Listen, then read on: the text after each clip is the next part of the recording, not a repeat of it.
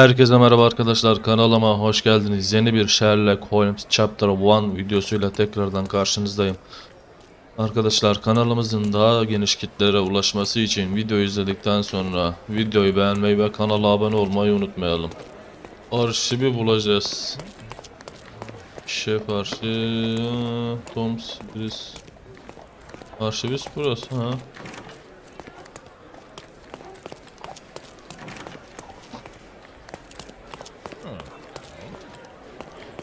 Ya arşivist. Arşiv bura. I'll be right here. Burada bir şey var mı?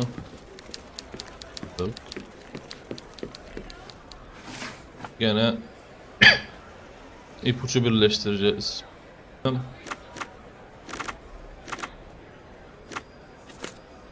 Böyle mi desek? Aynen. Gildan ve Swift Limited tescil belgesi. Kordon hükümetinin yetkisiyle bu belge Haziran 1877'nin 21. gününde kurulan Gildan ve Swift Limited teşebbüsünün kuruluşuna tescil etmektedir. Theodore Gildan yukarıdaki adı geçen teşebbüsün tek sahibi ve kurucusudur. Teşebbüs için finansman ve Roma Mahallesi isimli araziyi sağlayacaktır. Arthur Swift kurucu ortaktır. Teşebbüs için finansman sağlayacak ve arkeoloji hizmetleri verecektir. Teşebbüsün temel amacı Eskişehir surlarının ötesinde Bazar Caddesi ile Arnavut Sokak arasında kavşakta bulunan öğren yerinde arkeolojik kazılar yapmaktadır.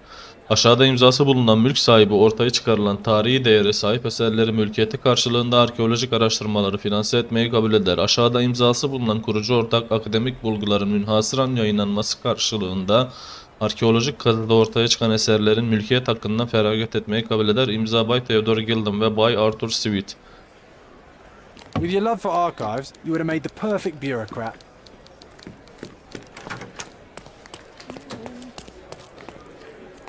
Is this familiar to you? Oh, sir, I'm afraid I don't know about that. Vaka defterinde yeni şüpheli not. Ya.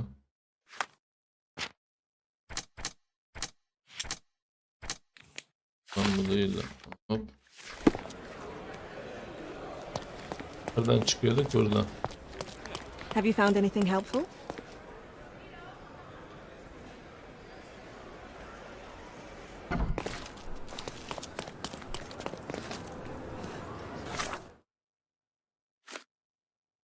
Ve kanıtı bir iliştir diyelim de.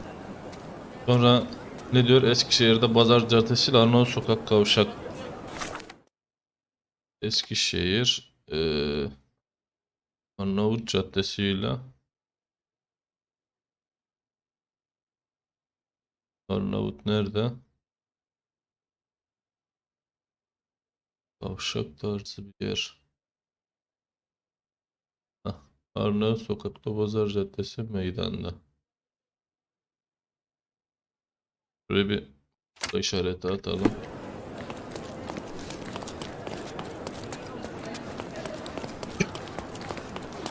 Şifayı da kaptık herhalde ya.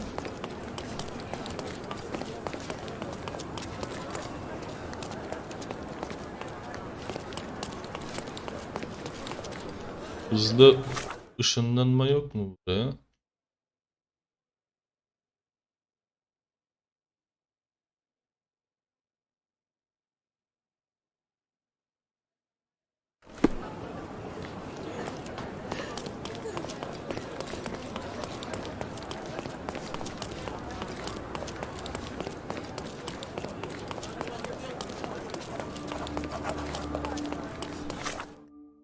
Ne kaldı?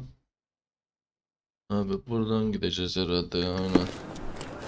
Bayağı bir yürüyeceğiz.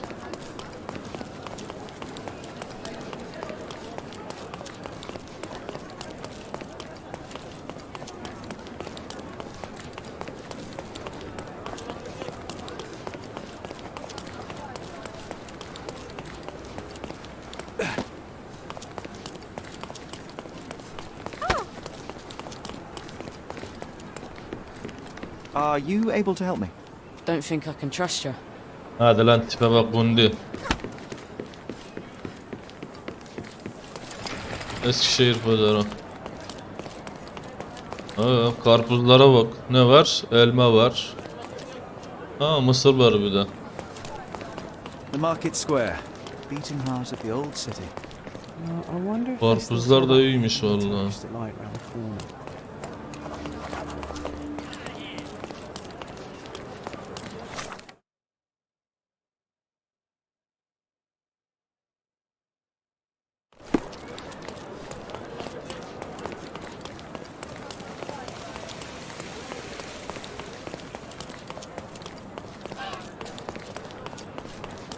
Pusulaya göre gideceğiz artık. Ha. Çeşmenin aynısından Saraybosna'da vardı, Bosna Hersek'te.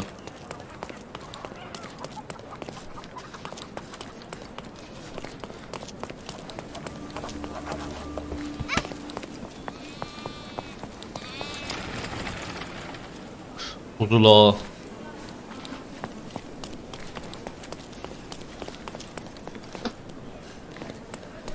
Ne var lan?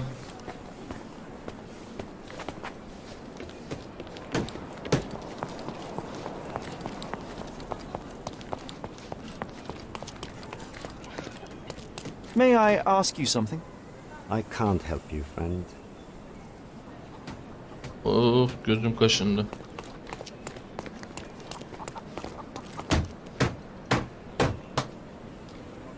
Of. Belim ağrıdı be.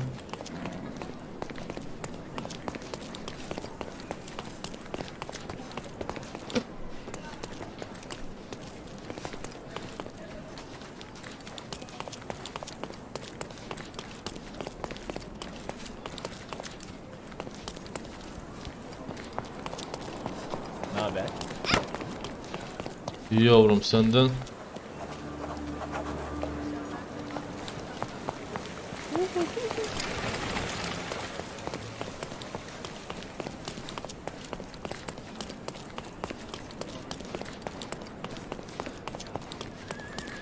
Evet. I remember the hand. The pirate with a golden heart. I told you I remembered him. Hey Sherlock, I'm up here. Guess what I've found? A riddle, and it's about a treasure. Listen to this. What? John, you've surpassed yourself.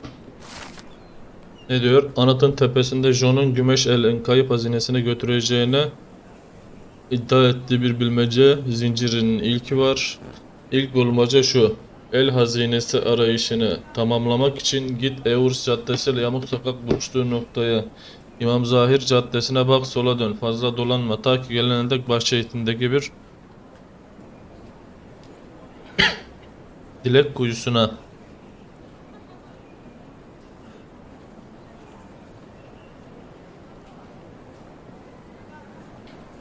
Come on, Sherry. This is just like the old days. Sherlock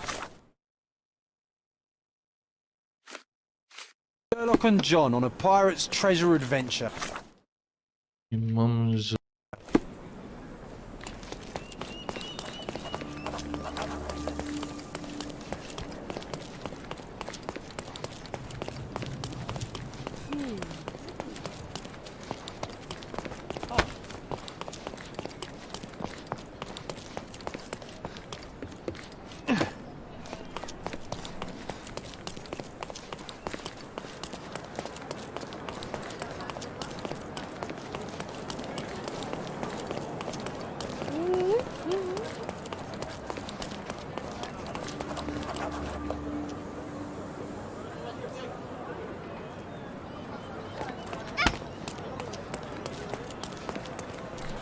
Eski geldiğimiz yer nereydi?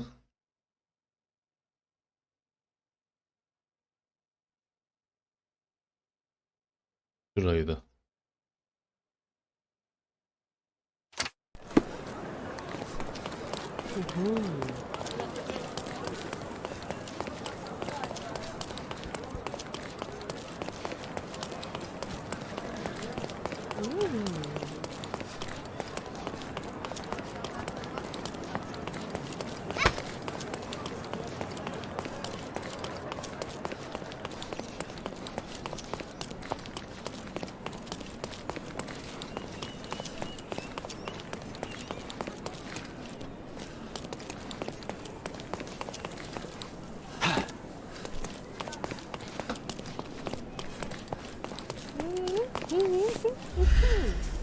From day to night, Aiden stands there, recruiting non-rebellious workers for the dig.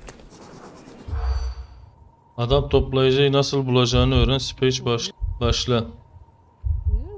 Derin kazı at. Bana borcu var. At. Eskişehir pazar alanı. Tut. Oyun yarası. Tut. Yeni gömlek almış. At. At. Tut. Kaza alanına işe girmek için işe alınmam gerektiğini duydum. Aydın adındaki bir adam bölgenin kuzey ucundaki pazar yerinde yeni işçiler alıyor. Boynunda bir yara izi var. Sadece İngiliz yanlısı bir tavırla çalışacak kişilere işe alıyor.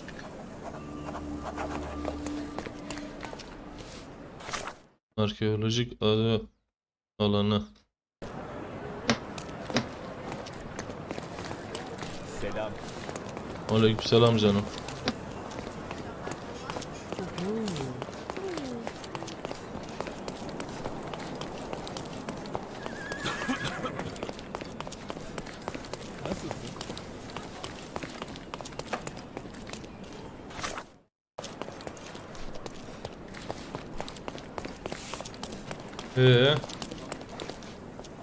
Abi biz nereye gidiyoruz ki?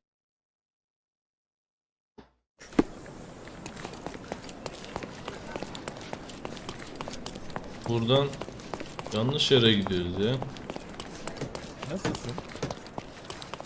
Seni görmek.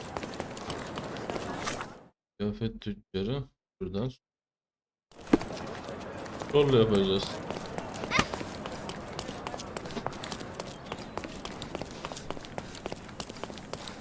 Don't pass by. Welcome, welcome.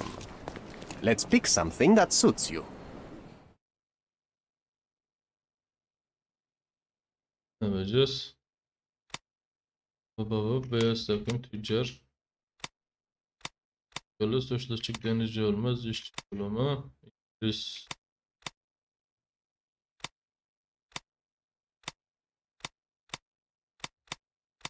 Bulumunu alalım o zaman.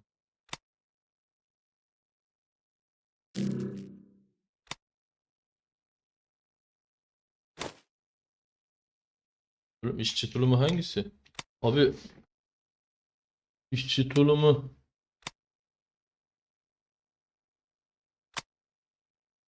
almış zaten herhalde ha.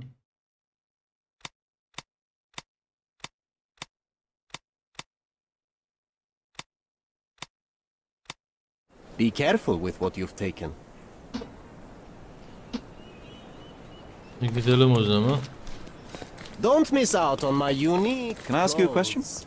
Why don't you go talk to your co-workers? Could you help me? I'd help you if I knew. You obviously haven't thought this all through. Or are you just annoying these people on purpose?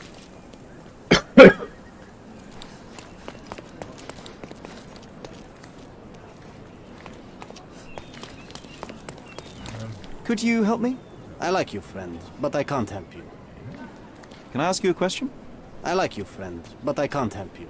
This isn't working. You might need a different tack.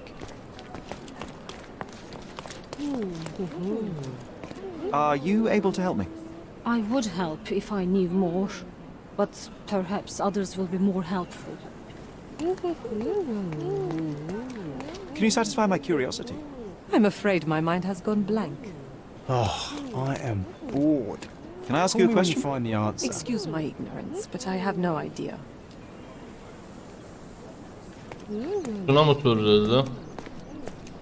Help me, please. I like you, friend, but I can't help you. Everyone's looking at us, Sherry. You sure you know what you're doing? You're being an eyesore. No entry for you.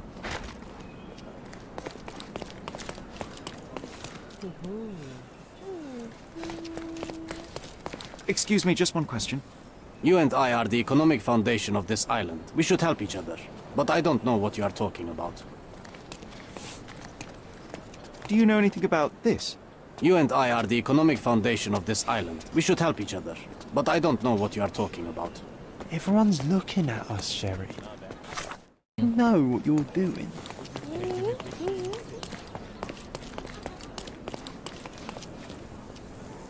Ulan niye dondu bu gene ya?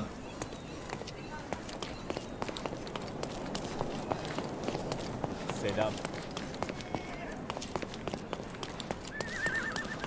Merhaba.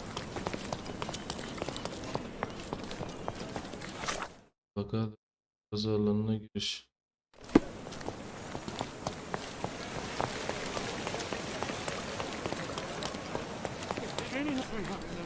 May I ask you something? The law can't help you with that. Hay Allah'ım ya.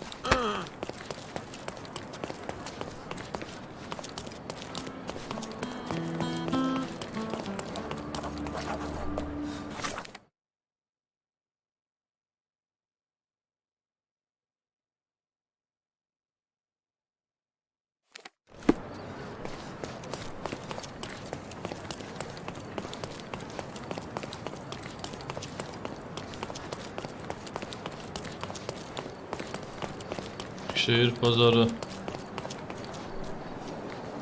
Excuse me, just one question. You have a job, so why don't you go back to it instead of bothering me? Ne diyorsun oğlum ya? Can you satisfy my curiosity? I've never heard of it. I'm sorry. Everyone's looking at us, Sherry. Sir, kind sir, might I steal Bulduk your sonunda attention? be. I'm not buying. Ah, that is the thing. You won't waste a single mangir. I am a digger, you see, and I have heard of a dig site so deep it clogs your ears. I want to be there. Why are you telling me this? I have heard of a man recruiting for such a dig. A man with a scar, such as the one that you're hiding. And your boots are dirty with the deep clay I am so familiar with. Oh, I hope it wasn't too rude of me to point that out. You have a good eye. And you just want to dig? Dig deep and that's it? What's the catch? Are you in desperate need of money? Oh, there is no catch, sir. I won't even ask for advance pay. Just give me a shovel and I'll dig a hole like you've never seen. Huh. Is that so? Well, I have to ask you an important question first. Would you be fine working for Brits?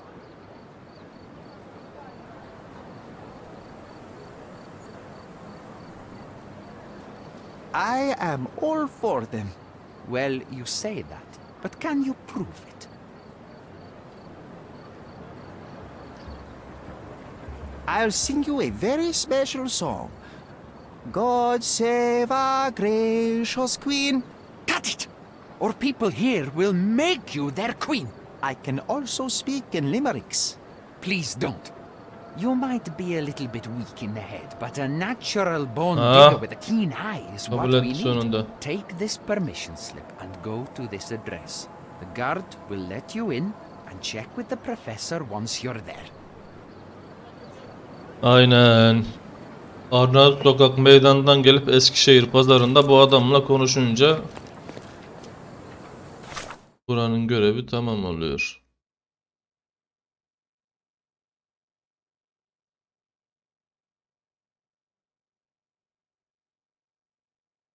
Aydın adındaki bir adam bölgenin kuzeyindeki pazar yerinde yeni işçiler alıyor. Boynunda bir yara izi var.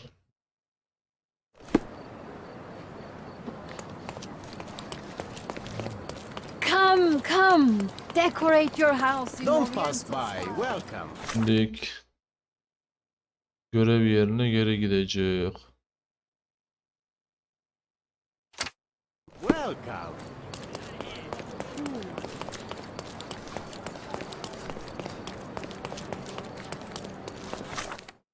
Işınlanma olayı yok mu? Var. Aynen. Biz niye koşuyoruz ki? Hızlı seyahat.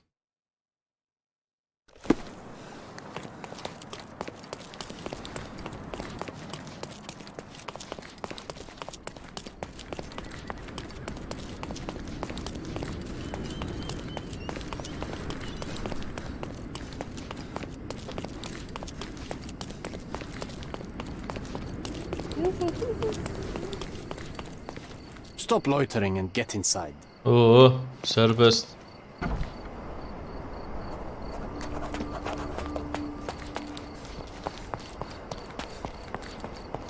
Akla yürü. Newcomer, talk to the professor first. He's the old fellow with the glasses and the plans. Are you able to help me?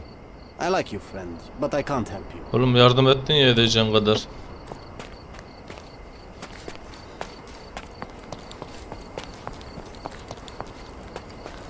Buradan geldik.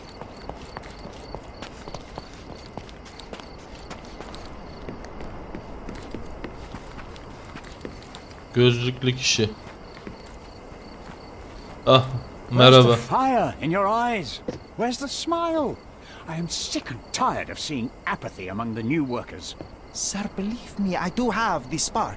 I want to start work straight away. It's as important to me as it is to you. Ah, that's the spirit. I'm on the verge of a great discovery.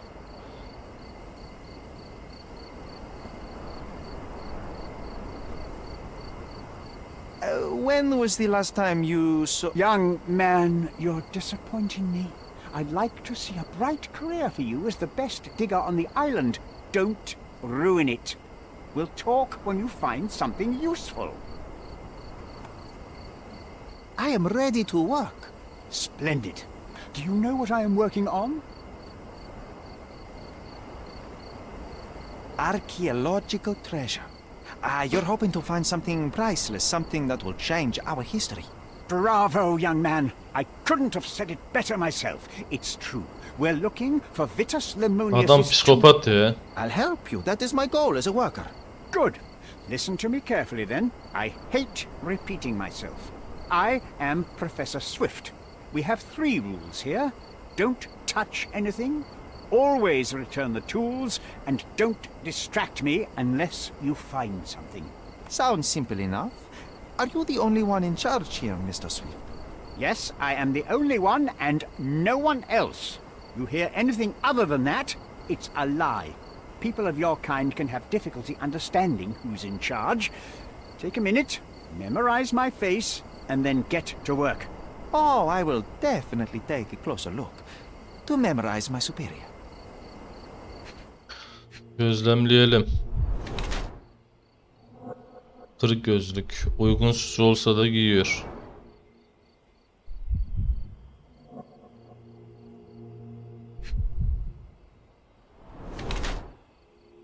Kalın not defteri titiz.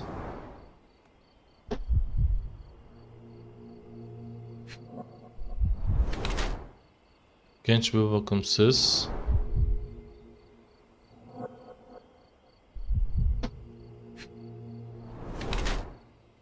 Bekar, yüzüğü yok. Nedir? Kirli kıyafetler, kayıtsız veya yoksul.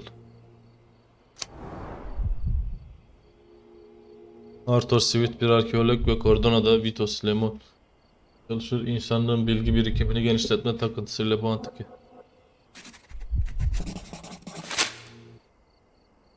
I bet that tomb is worth a lot of money.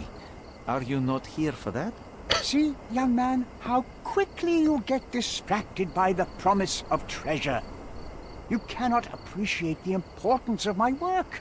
But you clearly have little or no money. Old clothes, untended wounds.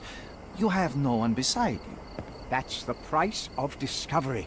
I have to surround myself with fools like you who wish only to feed their stomachs instead of their brains. I was just asking. It is my curiosity. I cannot control it sometimes. Don't let me go, sir. If you'll just stop asking stupid questions, I won't have to fire you. So get to work. And you better find something useful.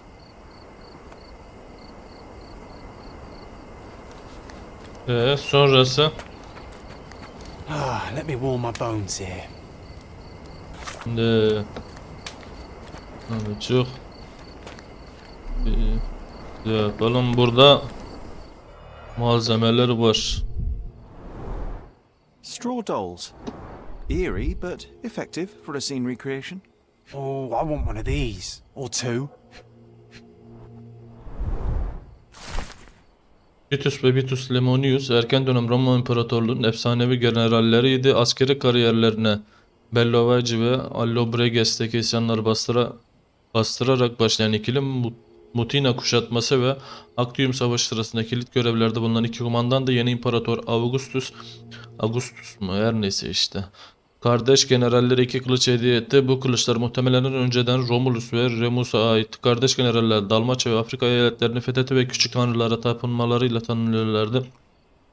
Titus Eurus'u takip ederken kardeşi de Zepyrus'a ibadet ediyordu. Yaşlı Plini'nin ifadeleri dışında kardeşler hakkında fazla bir şey bilinmiyor. Titus aslan postu giyiyormuş ve aslanın kafasında miğfer olarak takıyormuş. Vitus ise gökyüzünü kapatacak büyüklükte bir kalkan taşıyormuş. Mezarların tam yeri bilinmese de tarihçiler Titus'un milattan sonra 10'da, Vitus'un ise milattan sonra 12'nin sonbaharında öldüğünü biliyor.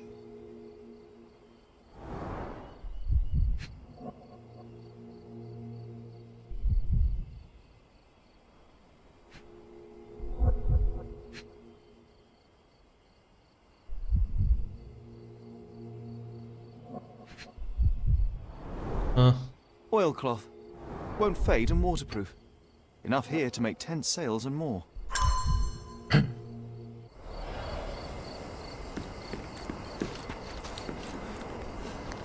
Don't touch anything here. Get back to work. Vay gundi.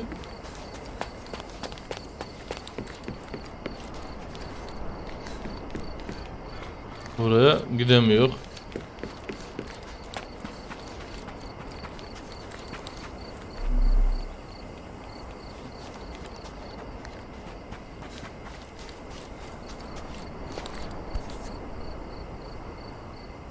Sharpest pickaxe. A guilty pleasure of the real archaeologist. Missing your Laura, Mr. Swift? Hey, a word about the trilogy. Right then, you literary expert, you, what was so important about these books? Or did you simply need some kindling? It's inspirational. I have a plan. Are you listening? I wish I wasn't, but I am. So, we catch a monkey, a langur, for example, then we extract some blood from it. What? Why? It will make us forever young, Sherry. Page 127, the second book. Kafayı yemiş bu da I'm so ya. done with this. No, wait. Then how about we make a wax statue? I've stopped listening, John.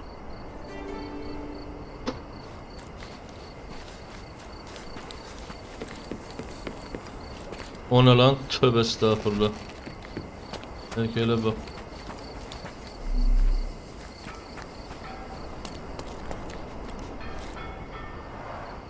Somehow the text remains legible. Let's see if I remember my Latin. Kaydelerin yanındaki şu anlama geliyor. Vitus yakınlarında istirahat ediyor. Uykusunu bozmak isteyen her kimse dikkatli olsun çünkü onun kardeşinin bakışları ve sonbahar rüzgarı koruyor.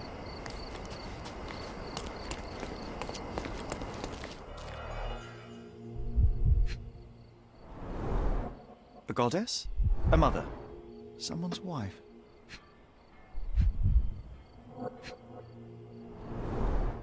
A sickle for harvesting. The ancient Romans honored the seasons.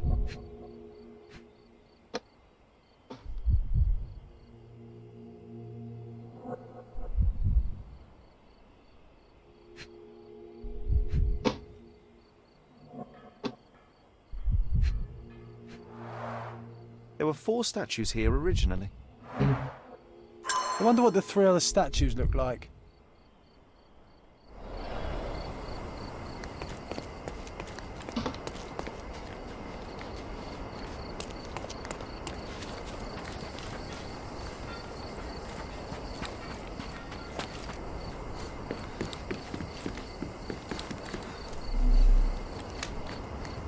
Let me warm my bones here. A plan for this whole operation. This reminds me of my father's room.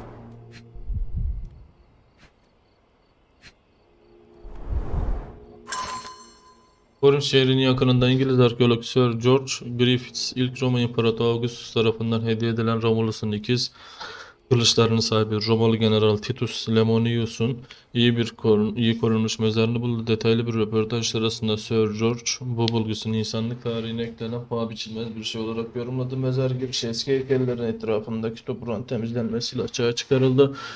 Sir George'a göre heykeller Titus'un hayatını simgeliyor. Bir kadın heykeli muhtemelen bir anne bir meyve sepeti tutuyor ve batıya bakıyor. Eurus kadın bir rüzgar tanrısı elinde bir orakla doğuya bakıyor. Sir George'a göre anne heykeli Zepirus'u başka bir rüzgar tanrısı simgeliyor. Zepirus, Eurus'un erkek kardeşlerinden biri. Bu iki heykele paralel olarak da iki kardeş Titus ve Vitus'un heykelleri dikilmiş. Arkeologların başarıları kraliyet tarafından kabul This might görüyor. prove useful. I'll note it down. Abi burada ne var ne yok topladık.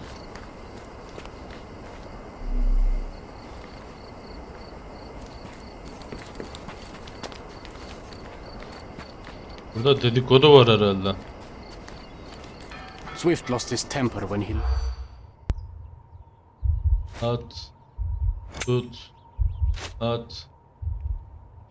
At. Tut. At. At.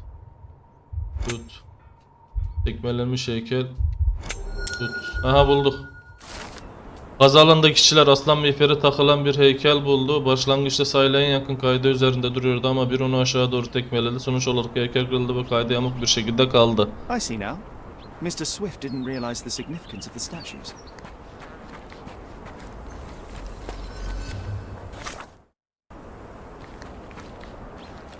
Şurada bir şey yanıyor aynen.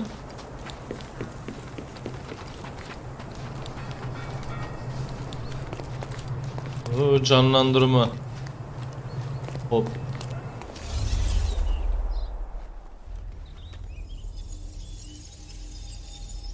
Hadi bakayım. Yaptık kabul görmedi, ne yapacağız ki?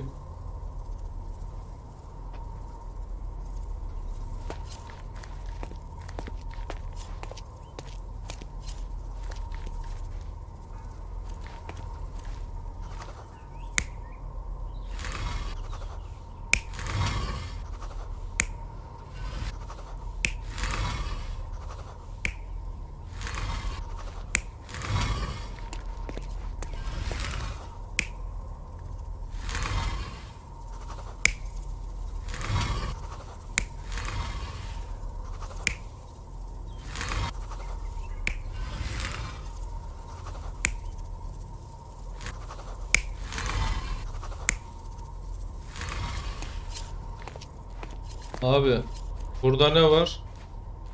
Oraklı. Tamam bu.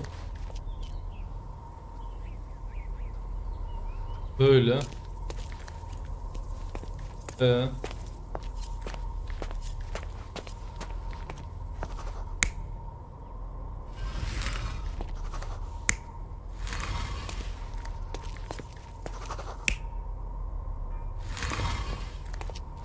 Kabul et.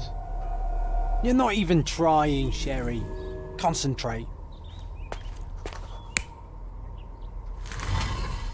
Kıçını dön şöyle. Tamam.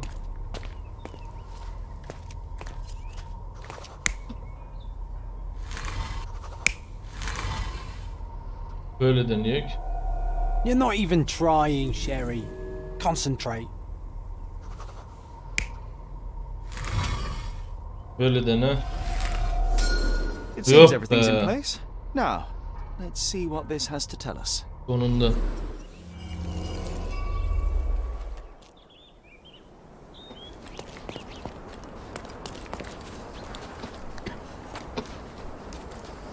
Reisin mekanına gidelim bakalım yani. Profesör bir şey diyecek mi şimdi?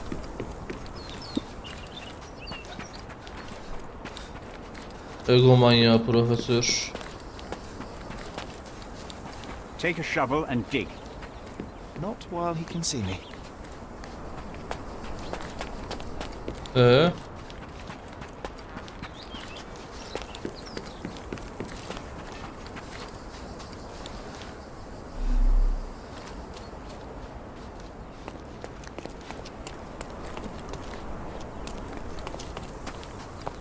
Abi.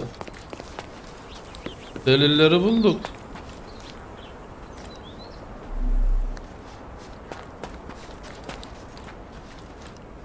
Did the Romans live in amphoras? I see nothing else here.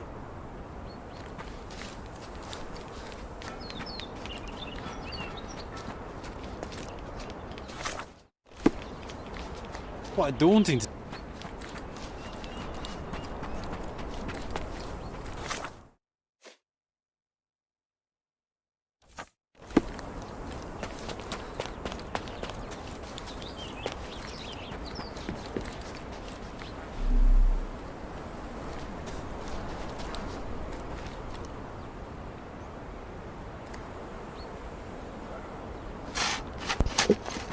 Here is your discovery, Saçma Mr. sapan yerde Swift. çıktı. And look at this. What have you found?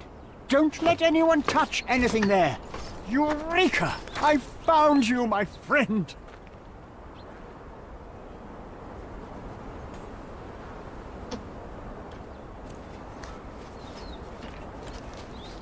Başka ne araştıracağız ki burada?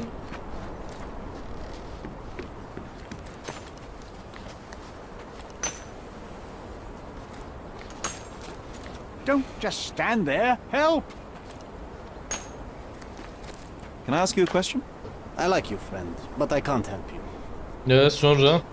Şimdi bu adam burada araştırmasını yapsın. Masada dokundurmadığı bir evrak vardı. Bir ona bakalım da. Nereden çıkıyorduk? Şuradan. Ya şuradan da gelsek olur da neyse. Yolu uzattık azıcık.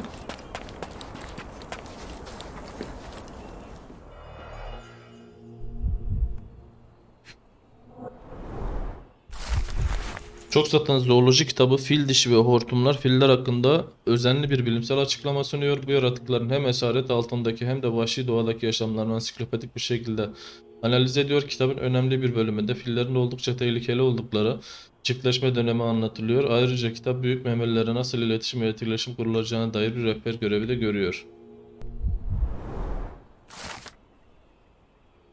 Arthur Swift'in kişisel gününü, hayatını ve araştırmasını oldukça detaylı bir şekilde anlatıyor.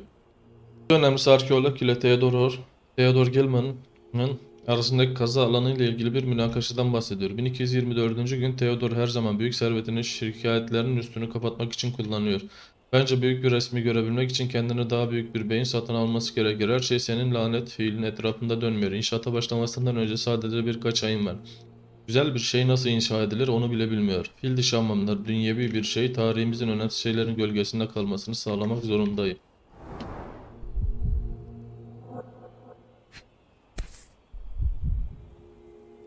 A box of darts. Handy against rodents of all kinds.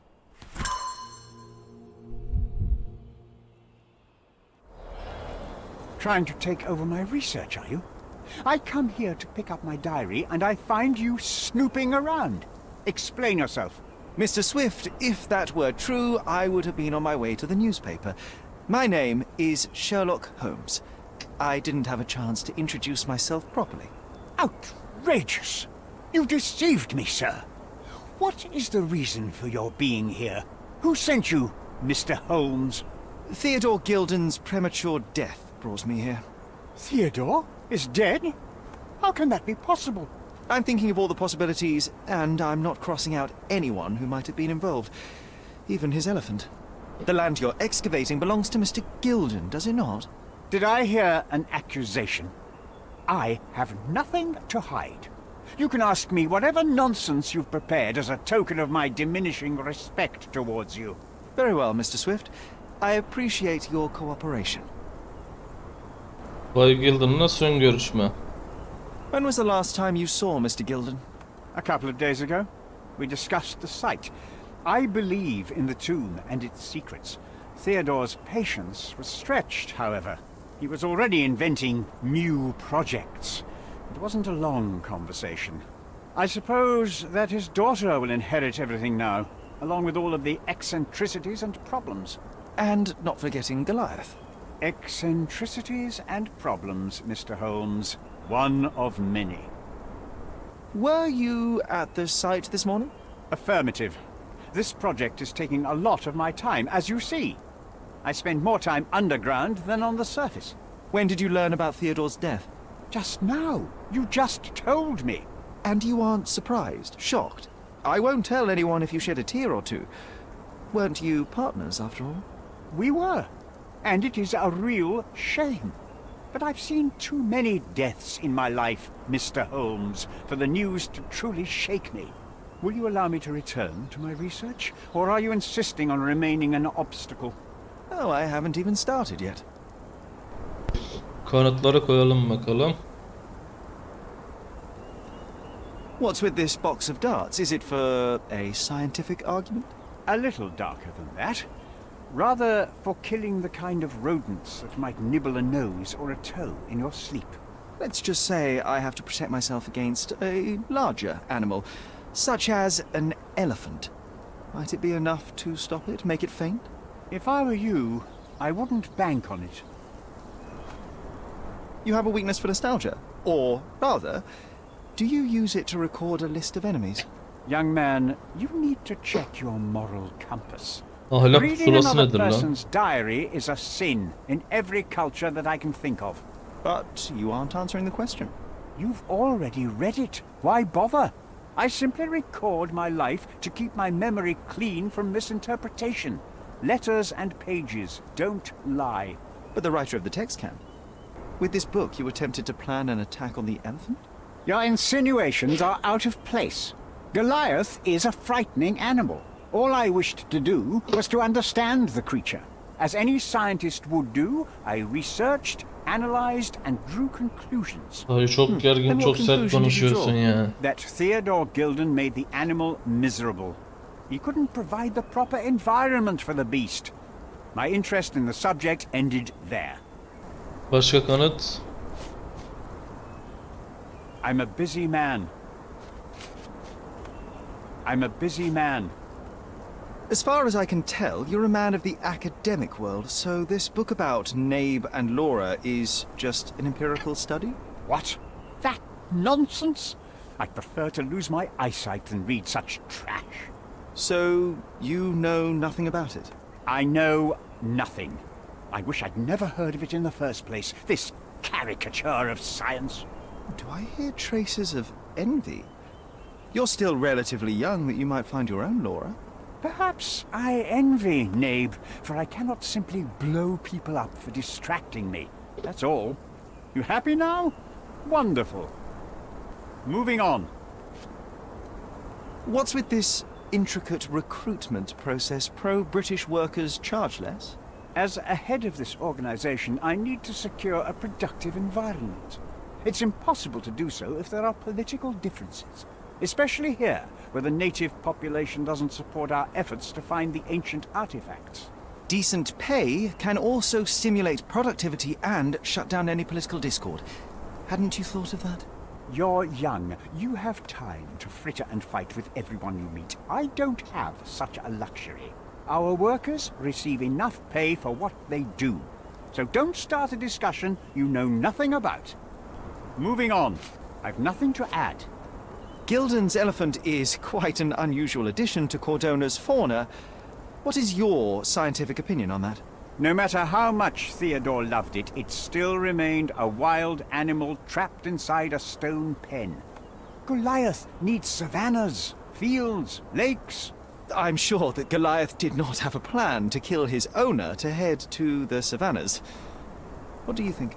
No, animals don't kill in a typical sense. I can only presume that it tried to protect itself from captivity, from Theodore. It was a gilded cage that was predestined to break. Remember one of the rules? It seems that you didn't return a tool. Is E, this çok knife yours? Do I look kanıtsın like diye. a fellow who carries a knife?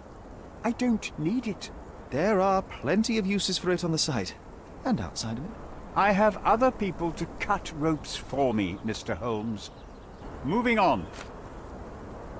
Your partner had a very specific attitude towards the things he treasured. Was this habitual for... That would have been too much even for him. Don't like a true businessman. He was... But threatening someone physically would have been... Absolutely. Besides, I had I'm a busy man. I'm a busy man. Have you seen this person before? The one beside Imogen Gilden? No, but he's with Imogen. That girl all Away with the fair. that. Moving on. Did this plan cause a rift in your business relationship with Theodore Gilden? Nothing like that. Admittedly, we didn't share it. In my opinion, we can't build a So you wanted to save the tomb of Vitus? only the knowledge that rightly belongs